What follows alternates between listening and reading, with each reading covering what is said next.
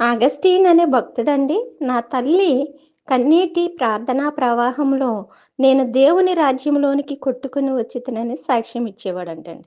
అవును కదండీ!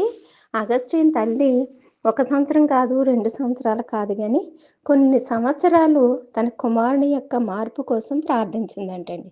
ప్రార్థించిన తర్వాత ఆ తల్లి బ్రతికుండగా ఈయన మార్పు చెందలేదు గానీ, తల్లి చనిపోయాక తల్లి చేసినటువంటి ప్రార్థన గుర్తుకొచ్చి, అగస్టిన్ అనే భక్తుడి జీవితంలో మార్పు కలిగిందంటండి. మార్పు కలిగిన తర్వాత అతను ఎక్కడికెళ్ళినా కూడా తల్లి గురించి చెప్పకుండా ఉండేవాడు కాదంటండి. ఆయన అంటూ ఉండేవాడంట, "నా తల్లి కన్నీటి ప్రార్థనా ప్రవాహంలో నేను దేవుని రాజ్యంలోనికి కొట్టుకొని వచ్చితినని" సాక్ష్యం ఇచ్చేవాడంటండి. ఎంత గొప్ప సాక్ష్యమో కదండీ అగస్టిన్‌ది.